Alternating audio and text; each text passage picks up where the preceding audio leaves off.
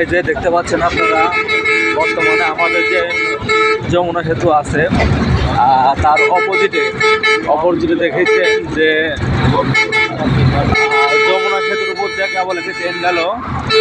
এখন ওই পাশে ট্রেন যাওয়ার জন্য আরেকটি ট্রেনের রাস্তা করে দিল। তো এটা করছে আমাদের এই যমুনা সেতু বর্তমানে খুবই ঝুঁকিপূর্ণ। যদি ট্রেন এভাবে যায় তাহলে আস্তে আস্তে আরও বিপদগ্রস্ত হয়ে যাবে। আমাদের যে ট্রেনের রাস্তা ওই পাশে করতেছে, আল্লাহর রহমতে আর কোনো সমস্যা হবে না এটা আশা করি। তখন দেখা যাচ্ছে ট্রেন 80 গতিতে 80 স্পিডে চলতে পারছে, কিন্তু এখন বর্তমানে আমাদের যে যমুনা সেতুর উপর যে ট্রেন যায় সম্ভবত 20 স্পিডও যাইতে পারে না, 15-10 স্পিডে যায়। তো আপনারা অনেকে ভাবতেছেন যে যমুনা সেতুতে অনেক পানি আছে, কিন্তু না, যমুনা সেতুর 4 সাইড দিয়ে একবারে চর পড়ে গেছে।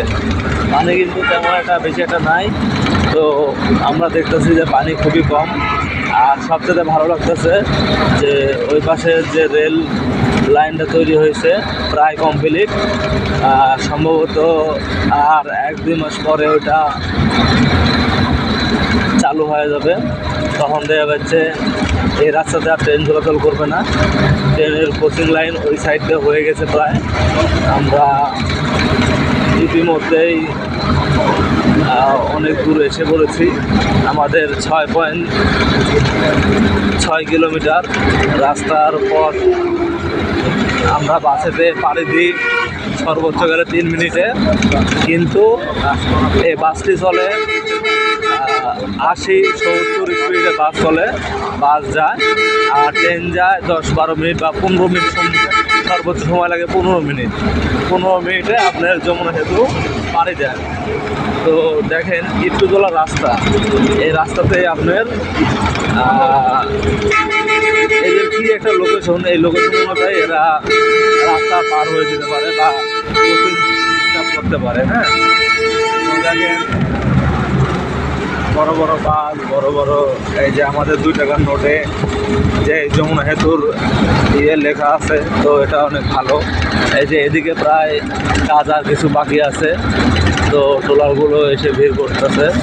এখানে কাজগুলো কমপ্লিট হয়ে গেলে তখন আমাদের আর কোনো প্রবলেম হবে না, সম্ভবত সমস্যা হবে না। আপনারা ইতিমধ্যে দেখতে পাচ্ছেন যে এই অবস্থার উপরে যমুনা সেতু আছে। যমুনা সেতু বর্তমানে দীর্ঘ 10 বছর ধরে তেমন একটা বন্যার পানি আসে না বা নাইকো।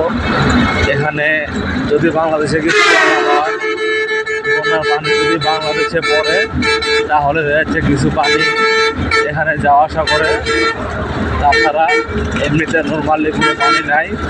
আমি আজ 5 বছর ধরে যাওয়া আসা করি, তো পানি তেমন একটা দেখি না।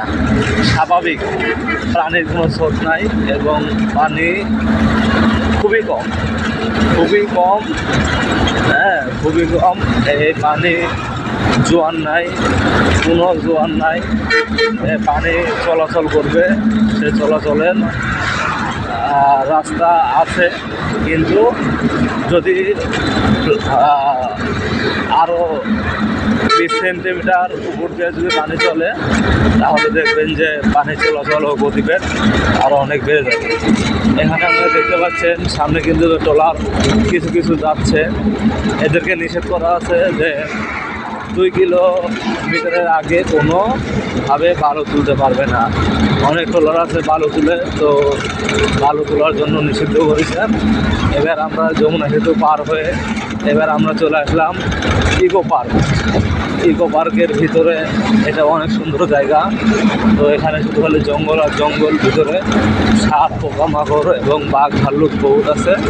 আপনারা যদি কেউ এই পার্কে আসতে চান তাহলে অতি শীঘ্রই চলে আসবেন। সবাইকে ধন্যবাদ।